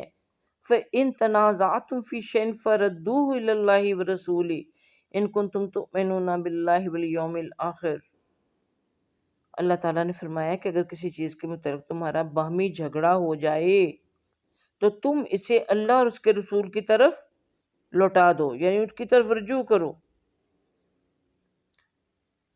کہ اللہ اور اللہ کے رسول کا اس کے بارے میں کیا حکم ہے۔ اگر تم اللہ اور یوم آخرت پر ایمان رکھتے ہو تو علماء نے فرمایا کہ اس کا معنی ہے کہ کتاب و سنت کی طرف لوٹانا، یعنی قرآن و سنت سے حل معلوم کرنا ہے اس سے مراد۔ یعنی کوئی بھی آپس میں کوئی مسئلہ ہو جائے تو اس کا حل ہم کہاں سے تلاش کریں؟ اللہ اور اس کے رسول صلی اللہ علیہ وسلم کی جو انہوں نے ہمیں اپنے قول و عمل سے نبی صلی اللہ علیہ وسلم نے ہمیں سکھایا ہے، یا اس چیز کے بارے میں اللہ تعالیٰ نے جو فیصلہ کیا ہے اس کے اوپر ہم راضی ہو جائیں۔ اب طلاق کا ہی معاملہ لے لیجیے، جھگڑا ہی ہے نا میاں بیوی کا، تو دیکھو اللہ نے کیا کہا قرآن میں، اور رسول اللہ صلی اللہ علیہ وسلم نے کیا کہا۔ یہ نہیں کہ آپ جگہ جگہ سے فتوے لیتے پھرو، یا کہہ لو کہ قسم کا میں نے کفارہ دے دیا، سے لوگ کرتے ہیں، اور بعد میں طلاق دینے کے بعد بھی 3 طلاقیں ہو جانے کے بعد بھی وہ مرد اور عورت اکٹھے رہ رہے ہوتے۔ ایسی بات نہیں ہے کہ جو کہہ دیا سو کہہ دیا، یعنی اللہ اور اللہ کے رسول نے، اور اللہ اور اللہ کے رسول، یعنی یہاں سے یہ بھی پتہ چلتا ہے کہ وہ یعنی ایک ہی، یعنی رسول پاک صلی اللہ علیہ وسلم اللہ کا کہ یعنی جو احکام تھے ان پر عمل کرنے والے تھے، اور اللہ نے جو حکم دے دیا اور اللہ کے بعد رسول صلی اللہ علیہ وسلم نے دے دیا تو وہ ہر مومن پر لازم ہو جاتا ہے کہ وہ اس کو پر عمل کرے۔ اور یہ بھی کہ یعنی آپ کی سنت اور حدیث کو ماننا گویا کہ اللہ ہی کی بات کو ماننا ہے۔ اگلی یہ آیت ہے کہ مَن یُطِعِ الرَّسُولَ فَقَدْ اطاع اللہ، کہ جس نے اللہ اور اس کے رسول کی اطاعت کی، جس نے رسول صلی اللہ علیہ وسلم کی اطاعت کی، یقیناً اس نے اللہ کی اطاعت کی۔ تو اس سے کیا پتہ چلتا ہے کہ آپ صلی اللہ علیہ وسلم کی اطاعت کرنا گویا کہ اللہ ہی کی اطاعت کرنا ہے، کہ بے شک آپ، کہ اللہ تعالیٰ نے فرمایا، کیونکہ اللہ تعالیٰ نے فرمایا کہ بے شک آپ ان کی رہنمائی صراط مستقیم کی طرف کرتے ہیں، یعنی اللہ کے راستے کی طرف چونکہ آپ رہنمائی کرتے ہیں، اس لیے اللہ کے بعد رسول اللہ صلی اللہ علیہ وسلم سے ہدایت حاصل کرنی چاہیے کہ وہ بھی اسی راستے پر چلنے کی آپ کو رہنمائی عطا کریں گے جس راستے پر چلنے کا اللہ نے حکم دیا ہے۔ اور پھر اگلی آیت میں اللہ تعالیٰ نے فرمایا کہ لوگوں کو چاہیے کہ ڈریں وہ لوگ جو اللہ تعالیٰ کے حکم کی مخالفت کرتے ہیں، کہ ان کو کوئی آزمائش آئے یا ان کو کوئی دردناک عذاب پہنچے۔ کہ لوگوں کو اس بات سے ڈرنا چاہیے کہ اگر وہ اللہ اور اللہ کے رسول کے حکم کی مخالفت کریں گے تو ان کو دنیا میں کوئی آزمائش آ جائے، آزمائش دنیا میں آتی ہے حکم کی مخالفت کرنے پر، یا پھر ان کو دردناک عذاب لے، اور دردناک عذاب آخرت میں ملتا ہے۔ تو یہ دونوں چیزیں ہو سکتی ہیں۔ آج تک ہم بھی تو اللہ کی آزمائش میں، یہ جو کرونا وبا اس میں مبتلا ہوئے ہیں، یہ اللہ کی طرف سے آزمائش ہے۔ اللہ تعالی ہم سب کو اس سے اپنی پناہ عطا فرمائے۔ تو اس لیے اللہ اور اللہ کے رسول کے کسی بھی حکم کی مخالفت نہیں کرنی چاہیے. گویا یعنی اللہ اور اس کے رسول کی پسندیدگی جو ہے دنیا میں آزمائش کی شکل میں، اس کا ہمیں عذاب ملتا ہے، اور آخرت میں تو دردناک عذاب ہے ہی. اللہ ہم سب کو محفوظ رکھے. اگلی جو حدیث ہے آیت ہے، اس میں اللہ تعالیٰ کا فرمان ہے کہ وَاذْكُرْنَا مَا يُتْلَىٰ فِي بُيُوتِكُنَّ مِنْ آیَاتِ اللَّهِ وَالْحِکْمَةِ، اور تم یاد کرو، تم ذکر کرو جو اللہ تعالیٰ کی آیات اور حکمت کی باتیں تمہارے گھروں میں پڑھی جاتی ہیں. یہ آپ کو 23 سورۃ احزاب کی آیت ہے، جس میں اللہ تعالیٰ نبی کریم صلی اللہ علیہ وسلم کی ازواج یعنی امہات المومنین رضی اللہ تعالیٰ عنہن کو مخاطب ہو کے فرما رہے ہیں کہ ان کو جو انسٹرکشنز دی جا رہی ہیں کہ تم یاد کرو، یا انہوں نے ترجمہ کیا ہوا ہے تو یاد کرنا نہیں، ذکر کرنا کا لفظ، اذکرنا کا لفظ ہے، اس کو آپ یاد کی بجائے اگر ذکر کا مفہوم دے دیں تو زیادہ بہتر ہے. کہ آپ اللہ تعالیٰ آپ صلی اللہ علیہ وسلم کی ازواج مطہرات رضی اللہ تعالیٰ سے فرما رہے ہیں کہ تمہارے گھروں کے اندر جو اللہ کی آیات کا نزول ہوتا ہے اور جو حکمت و دانش کی باتیں تمہیں رسول اللہ صلی اللہ علیہ وسلم کے ذریعے پتہ چلتی ہیں، ان کو اپنے گھر کے اندر آپس میں ان کا تذکرہ کرو. یعنی مل کے آپ اس کا تذکرہ کرو، جس سے عام کہتے لفظ استعمال کرتے مذاکرہ کرنا، کہ تمہارا گھر جو ہے یہ تو اللہ کی آیات اور رسول اللہ صلی اللہ علیہ وسلم کے جو احادیث اقوال ہیں، احادیث مبارکہ جن کو کہا جاتا ہے، وہ تو گڑھ ہے آپ تم لوگوں کا گھر. تو تمہیں خود کو بھی چاہیے کہ ساری بیبیاں مل کر خود آپس میں ان آیات کا اور ان احادیث کا تذکرہ کرو، مذاکرہ کرو. یعنی ایک دوسرے کو سناؤ. تو اس سے یہ بھی پتہ چلتا ہے کہ احادیث رسول صلی اللہ علیہ وسلم کو جو لکھا جانا ہے یا دہرایا جانا ہے یا ان کا جو تذکرہ ہے وہ رسول اللہ صلی اللہ علیہ وسلم کے زمانے میں ہی شروع ہو گیا تھا. اور یہ مذاکرہ کیا ہوتا ہے؟ یعنی پڑھنا، پڑھانا، سیکھنا، سکھانا. یہی مراد یہاں پر ہے کہ تم خواتین مل کے اپنے گھر کے جو ہو آپس میں ایک دوسرے کو سناؤ، سیکھو، سکھاؤ. اب ہو سکتا ہے کوئی بات کوئی رسول پاک صلی اللہ علیہ وسلم نے کسی زوجہ کے ساتھ کوئی معاملہ پیش آئے، وہاں پر کوئی آپس میں گفتگو رسول پاک صلی اللہ علیہ وسلم کے ساتھ اس زوجہ کی ہوئی ہے، پھر کسی دوسرے زوجہ کے پاس ہے، ان کے ساتھ کوئی اور بات ہوئی ہے، وہاں پر ایک کے حجرے میں ہے تو کوئی قرآن کی آیت نازل ہو رہی ہے، دوسری کے پاس ہے تو کوئی اور ہو رہی ہے، تیسرے کے پاس ہو رہی ہے تو کوئی اور نازل ہو رہی ہے. تو تم مل بیٹھ کر ان آیتوں کا، ان آپ صلی اللہ علیہ وسلم کے اقوال کو دہراؤ، ڈسکس کرو آپس میں، کہ پڑھو، پڑھاؤ، سیکھو، سکھاؤ. کیونکہ اللہ نے ان سے آگے سکھانے کا کام لینا تھا حضور صلی اللہ علیہ وسلم کے بعد. تو اس سے ایک اور چیز بھی ہمیں پتہ چلتی ہے کہ جس طرح ہمارے معاشرے میں دیکھیے ابھی تو کچھ حالات بدل رہے ہیں کہ عورتوں کو پڑھنا پڑھانا، پہلے اسکولوں میں جانا یا کہیں سے تعلیم حاصل کرنا وہی بڑا برا سمجھا جاتا تھا. تو پھر آہستہ آہستہ کوئی رخ ہوا سیکھنے سکھانے کا اور ان کو کوئی درسگاہوں میں بھیجنے کا. اور اب تو خیر برابری کا زمانہ آ گیا ہوا ہے. تو اس سے پتہ چلتا ہے کہ یہ کوئی نئی بات نہیں ہے. نبی صلی اللہ علیہ وسلم کے دور میں ہی بحیثیت انسان عورتوں کو بھی اس چیز کا حکم دیا گیا کہ وہ بھی سیکھیں، سکھائیں، پڑھیں، پڑھائیں. اور خصوصاً یہاں پر تو ذکر اب کس چیز کا ہے؟ نبی کریم صلی اللہ علیہ وسلم کے سنت، ان کے اقوال، اور جن کو کہ حکمت کہا گیا ہے،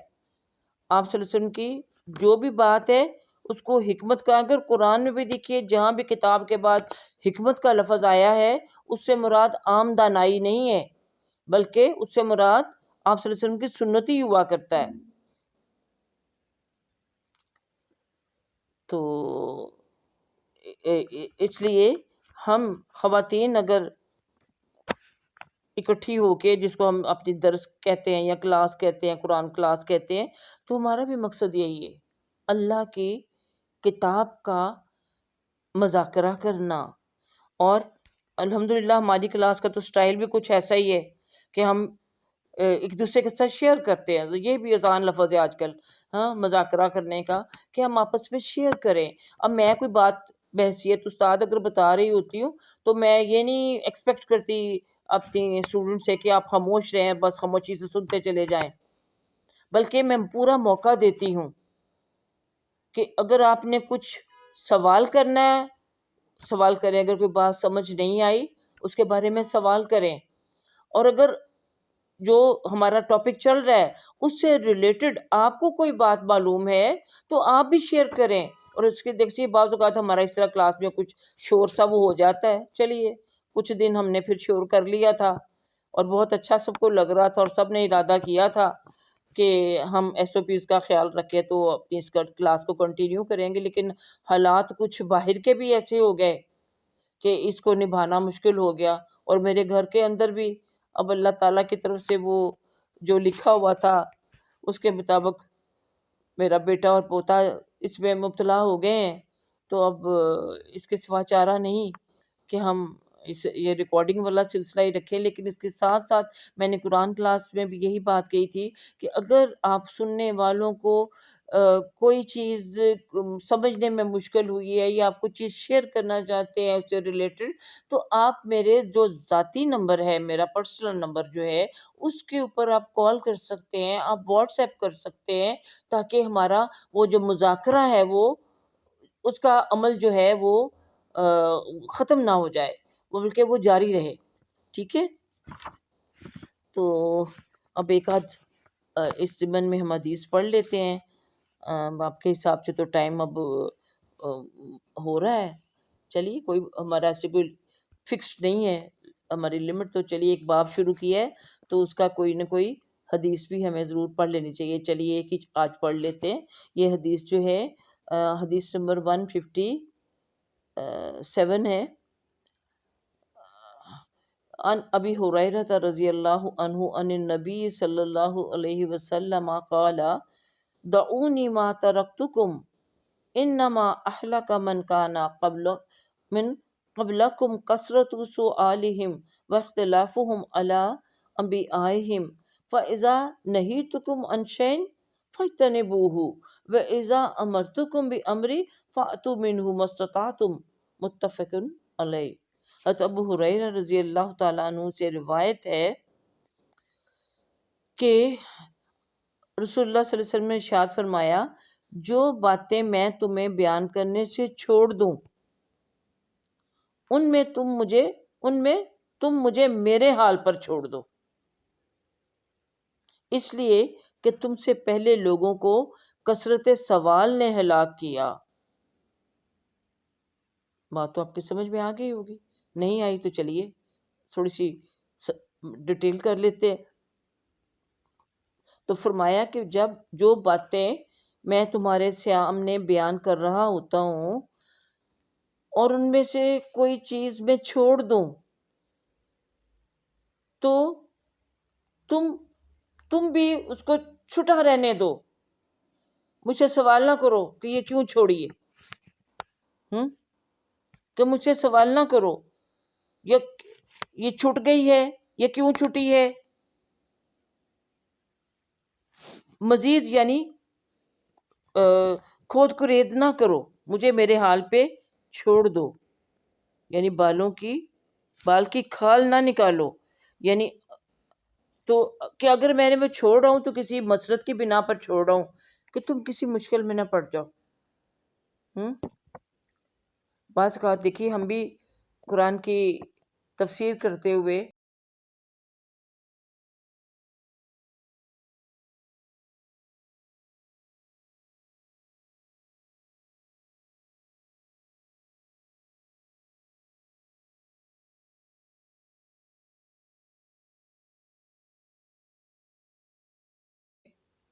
یا حدیث کو بیان کرتے ہوئے کوئی چیز اگر کوئی استاد سمجھتا ہے کہ یہ اسٹوڈنٹس کے لیے سمجھنا مشکل ہوگا کہ وہ ابھی اس لیول کے نہیں ہیں کہ اس کی گہرائی میں جا سکیں، تو آپ ترجمہ کر کے پڑھ کے تو آگے گزر جاتے ہیں، اس کی ڈیٹیل میں نہیں جاتے کہ سمجھنا سمجھانا مشکل ہوگا یا پھر اس پر عمل کرنا مشکل ہو جائے گا، کسی اور موقع پر وہ بات بیان کر دی جائے، یا اگر اس کی کھود کرید میں لگ گئے تو پھر سوال پہ سوال اگر پوچھتے چلے گئے تو پھر وہ اگر کوئی الفاظ نبی کریم صلی اللہ علیہ وسلم کی زبان سے نکل جاتے ہیں تو وہ تو گویا وہی آپ نے پڑھا بھی کہ وہی کی کا اس کے مقام بن جاتا ہے، تو پھر تمہیں لازماً عمل کرنا پڑے گا. اس لیے بہت بال کی کھال نہ اتارو، جیسا کہ بنی اسرائیل نے اتاری تھی. ان کو اللہ نے حکم دیا تھا گائے ذبح کرو، گائے پکڑتے کوئی بھی ذبح کر دیتے، لیکن انہوں نے سوال شروع کر دی، وہ گائے کیسی ہو، وہ کیا کرتی ہو، اس کی عمر کیا ہو، اس کا رنگ کیا ہو. اتنے سوال کیے کہ اللہ نے گویا کہ انگلی رکھ کے نشاندہی کر دی اس گائے کی طرف جو کہ انہوں نے اپنی عبادت کے لیے مخصوص کر رکھی تھی. پڑ گئے نا، مشکل میں کرنی پڑی. اس لیے یہاں پر کہا گیا ہے کہ جو باتیں میں تمہیں بیان کرنے سے چھوڑ دوں ان میں تم مجھے میرے حال پر چھوڑ دو، ہاں، کہ کریدو مت، اس لیے کہ تم سے پہلے لوگوں کو کثرت سوال نے ہلاک کیا. نبی میں نے بقرہ کی بات بتائی نا. اور اپنے پیغمبروں سے وہ لوگ اختلاف کرتے تھے کہ یہ کیوں، تو ایسا کیوں. اس لیے جب میں تمہیں کسی چیز سے روکوں تو تم اس سے پرہیز کرو، اور جب میں تمہیں کسی چیز کا حکم دوں تو تم اسے اپنی طاقت کے مطابق انجام دو. تمہارا کام صرف یہی ہے کہ تم جو میں حکم دوں سیدھا سیدھا اس پر عمل کر لو، اور جس کام سے روکوں وہ رک جاؤ. اب مزید سوال نہ کر جو کیوں، جیسے آج کل کے بچے کیوں کی بحث میں پڑ جاتے ہیں، کیسے، ایسا کیوں، وہ سوال کرتے چلے جائیں گے اور جواب دینے والا مشکل میں پڑ جاتا ہے بعض اوقات. تو جیسے دیکھیے نبی کریم صلی اللہ علیہ وسلم نے جب یعنی زکوٰۃ کا حکم آیا تو آپ صلی اللہ علیہ وسلم زکوٰۃ دینے کے لیے جو حاصل کرنے کے لیے اپنے جو عمال تھے، جو ورکرز تھے، ان کو بھیجا کرتے تھے مختلف علاقوں میں. اور لوگوں کے پاس دیکھیے کیش تو اس وقت اتنی رقم نہیں ہوتی تھی کہ وہ گن کے دے دیں، یہ لو جی میرے پاس اگر اس وقت 100 روپیہ تو لو، جو 250 روپے تم لے جاؤ. ایسا نہیں تھا، نہ سونا چاندی کا اتنی ریل پیل تھی وہاں پر. وہاں تو ساری دولت کیا تھی؟ مویشی، بھیڑ بکریاں. تو اب مویشیوں کا بھی ایک نصاب ہے کہ کتنی بکریاں ہوں تو اس میں سے کتنی دینی ہے، تو بھیڑوں میں سے کتنی دینی ہے، تو گائے میں سے کتنی دینی ہے، تو اونٹوں میں سے کتنی دینی ہے. فرض کرو کسی کی زکوٰۃ جو ہے وہ 4 بکریاں بن رہی ہے یا 1 اونٹ بن رہا ہے. اب اس کے لیے آپ صلی اللہ علیہ وسلم نے خاص طور پر اپنے یہ جو ورکرز تھے ان کو حکم دیا تھا کہ تم لوگوں سے عمدہ مال لینے سے بچنا. یعنی یہ نہ کرنا کہ اب وہ کسی کا 1 اونٹ بنتا ہے، 40 اونٹ ہے، پتہ نہیں اس پہ کتنی ان کی ہے، مجھے ایگزیکٹ یاد نہیں ہے کہ کتنے بکریوں میں سے بکری اور کتنے اونٹ. فرض کریں ایک ہی کسی کا اونٹ دینا ہے اس نے، تو تم کو جو بیسٹ اونٹ ہے وہ زکوٰۃ میں دو. نہیں کہا نا 1 اونٹ دو، جو بھی اونٹ وہ دے رہا ہے لے کے چلے آؤ. یہ نہ کہو کہ نہیں لو اچھا ہے تو اپنے لیے رکھ لی، جو سب سے نکارا ہے وہ زکوٰۃ میں دے رہے ہو. جو بھی دے رہا ہو، بس ایک اونٹ کا ہے نا، اس میں اس کا رنگ، شکل، عمر، قد کاٹ کچھ نہیں ہے، یا 4 بکریاں ہیں، جو بھی 4 وہ دے رہا ہے لے لو. یہ نہیں کہ جو بیسٹ بکریاں وہ دو ان میں، یا خود چھانٹی کر کے لو، نہیں، بس حکم ہے 4 بکریاں 4 بکریاں. اب اس پہ کوئی ضروری وہ نہیں ہے کہ بھی تم نے چھانٹی کر کے لینی ہے. اور اس لیے آپ صلی اللہ علیہ وسلم نے کہا کہ دیکھیے ہر شخص کو اپنے مال سے محبت ہوتی ہے. اگر ان کو بھی محبت تھی تو ہو سکتا ہے ان کو اپنے اس بہترین اونٹ سے محبت ہو، یہ بہترین جو بکریاں ہیں، یہ بکرے ہیں، یہ جو بھی ان سے محبت ہو، تو تم وہ ان سے چھین کے لے آؤ تو آئندہ وہ زکوٰۃ دینے کے انکاری ہو جائے. اس لیے جتنا کہا جائے اتنا کام کر لینا چاہیے، اس کی آگے ڈیٹیل میں مت جاؤ، ان کو ان کے حال پہ چھوڑ دو. اب دیکھیے نا، آپ سے بھی کوئی کہے کہ فرض کریں آپ کو زیور کی زکوٰۃ ہی آپ نے دینی ہوتی ہے، اللہ نہ کرے کہ ایسا موقع ہو کہ بھی آپ کے پاس کیش نہیں ہے، تو آپ کہیں چلو میں اپنا کوئی زیوری زکوٰۃ میں دے دیتی ہوں. آپ کو جو چیز ہے آپ نے اس کے وزن کے حساب سے وہ اتنا دینا. کچھ بھی دیں آپ ایک چوڑی نکال کے دے دیتی ہیں، تو جس کو آپ دے رہے ہیں وہ یعنی زکوٰۃ وہ کہے جی نہیں چوڑی نہیں، میں تو وہ والا سیٹ لوں گی. ہاں، اور ہو سکتا ہے وہ سیٹ آپ کو پیارا ہو، تو اس سے آپ کی جیولری سے بھی آپ کو پیار ہوتا ہے، آپ کی چیزوں سے پیار ہوتا ہے. اگر آپ اللہ کی محبت میں وہ دے دیں کسی وقت، وَلَن تَنَالُوا الْبِرَّ حَتَّىٰ تُنْفِقُوا مِمَّا تُحِبُّونَ کو ذہن میں لائیں، لیکن وہ ہم تو اس لیول کے کہاں ہیں کہ ہم بہترین چیز جو ہے وہ اللہ کی راہ میں دے سکیں. وہ تو وہی تھے، وہ صحابہ کرام رضی اللہ تعالیٰ عنہم. لیکن وہ بھی عبداللہ بن عمر جیسے بھی کہتے ہیں کہ اگر کوئی چیز اللہ کی راہ میں دینے کے بعد واپس لینے کی اجازت ہوتی تو میں اس اپنی محبوب ترین کنیز کو واپس لے لیتا، جس کو کہ میں نے اللہ کی نازل شدہ یہ آیت لن تنالوا البر والی سن کے، تو میں نے وہ آیت، یعنی دیکھیں انسان جذباتی ہو گئے، یہ اللہ کی محبت میں یعنی اس لیے کہ جذباتی نہیں ہونا چاہیے، سوچ سمجھ کے پوری خلوص کے ساتھ وہ فیصلہ کریں جو بھی کریں. انہوں نے وہ کنیز جو تھی اپنی بہترین محبوب وہ دے دی. اب بعد میں اس کی یاد آئی ہوگی یا جو بھی خیال آیا تو کہا کہ اگر اللہ کی راہ میں کوئی چیز دے کر واپس لینا جائز ہوتا تو میں اس کنیز کو لے لیتا. اس لیے ایسا نہ ہو کہ اللہ کی راہ میں آپ جذبات میں آگے تو دے دیتے ہیں، بعد میں پھر آپ کو وہ چیزیں یاد آنا شروع ہوتی، ہائے میں نے فلانے وقت وہ سیلاب آیا تھا، وہ زلزلہ آیا تھا، میں نے اپنی چوڑیاں اتار کے دے دی، میں نے اپنے کانوں سے ٹاپس نکال کے دے دیے رکھ دیے، اس وقت ایسے اس وقت جوش آیا ہوتا ہے، ہائے وہ تو بڑے پیارے تھے، وہ تو اتنے مجھے فلاں نے دیے تھے، وہ تو مجھے شوہر نے مجھے گفٹ کیا ہوا تھا. تو بعد میں پچھتاوے نہ لگائیں، اگر دے دیا تو وہ دے دیا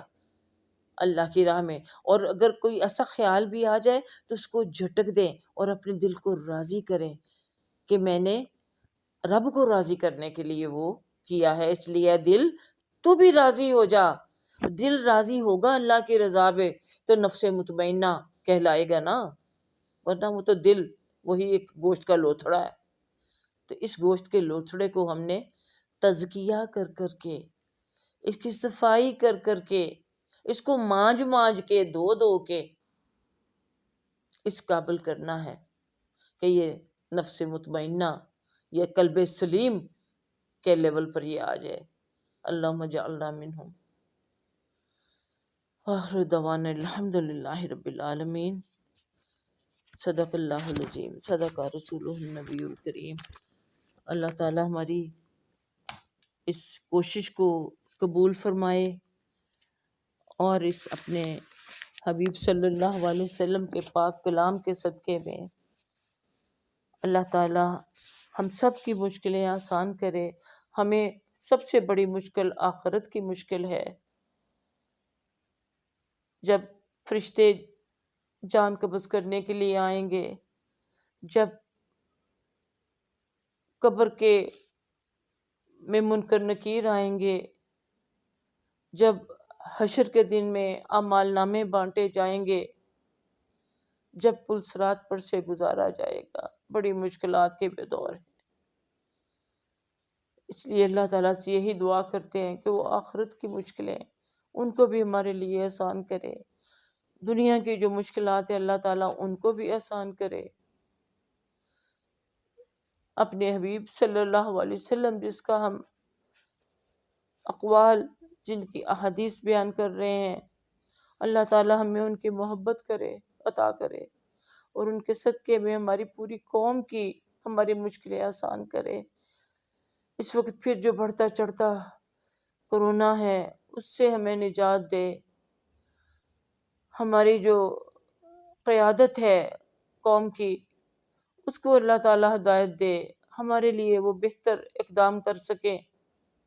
اور بہتر اقدام وہی ہو سکتے ہیں جو اللہ تعالیٰ آپ کے حکم اور آپ کے رسول صلی اللہ علیہ وسلم کی سنت کے مطابق ہو۔ اللہ تعالیٰ تمہارے حکمرانوں کو توفیق دے کہ وہ آپ کی رضا کو مد نظر رکھ کر قوانین بنایا کریں۔ یا الہ العالمین، تو ہمیں اپنے حبیب محمد مصطفیٰ صلی اللہ علیہ وسلم کے محبت کرنے والوں میں شامل فرما لے۔ اللہ تعالیٰ ہم سب کو ان کے اتباع کی توفیق عطا فرما دے۔ یا الہ العالمین، ہم سب کے جو اس وقت بیمار ہیں اللہ تعالیٰ تو میرے بیٹے اور پوتے سمیت سب کو شفائے کامل عاجلہ عطا فرما۔ یا اللہ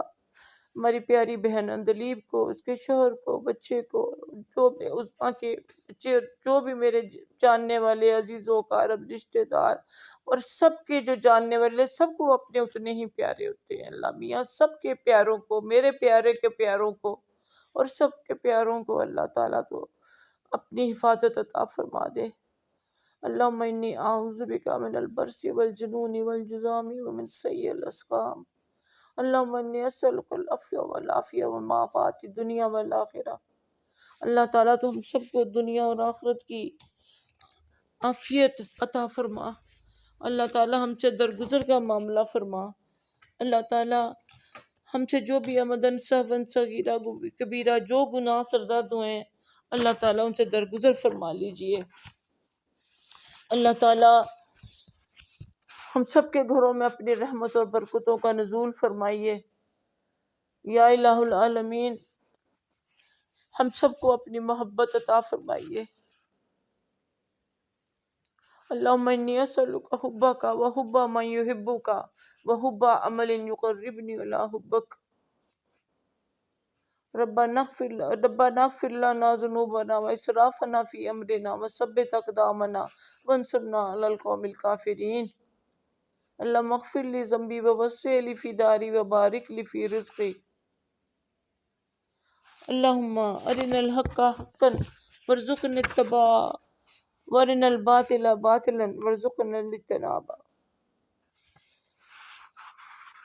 اللہم انی اعوذ بک من زوال نعمتک وتحول عافیتک۔ یا اللہ تعالیٰ ہم سب کو عافیت عطا فرما، ہمیں نعمتوں کے زوال سے بچا۔ یا اللہ ہمارا خاتمہ ایمان کے اوپر کرنا۔ یا رب العالمین ہم سب کو اپنے دلوں کو ٹھنڈک عطا فرما۔ ربنا حب لنا من ازواجنا وذریاتنا قرۃ اعین واجعلنا للمتقین اماما۔ رب ارحمہما کما ربیانی صغیرا۔ یا اللہ تمہارے والدین پر رحم فرما، زندہ ہیں ان پر بھی رحم فرما، جا چکے ہیں جو ان پر بھی رحم فرما، کہ انہوں نے کس طرح سے جس طرح کہ انہوں نے ہمارے اوپر رحم کیا جبکہ ہم بہت چھوٹے تھے، کچھ جانتے نہیں تھے، کچھ کر نہیں سکتے تھے۔ انہوں نے ہمیں بولنا سکھایا، ہمیں کھانا سکھایا، ہمیں چلنا سکھایا، ہمیں زندگی کی راہوں پر چلنا سکھایا۔ اور وہ ماں باپ جنہوں نے ہدایت کی راہ پر چلنا سکھایا، ان والدین پر اللہ تعالیٰ تیری کروڑوں رحمتیں نازل ہوں۔ ربنا تقبل منا انک انت السمیع العلیم وتب علینا انک انت التواب الرحیم، وصلی اللہ تعالی علی خیر خلقہ محمد وعلی آلہ وصحبہ اجمعین برحمتک یا ارحم الراحمین۔ سبحانک اللہم وبحمدک نشہد ان لا الہ الا انت نستغفرک ونتوب الیک۔ السلام علیکم ورحمۃ اللہ وبرکاتہ۔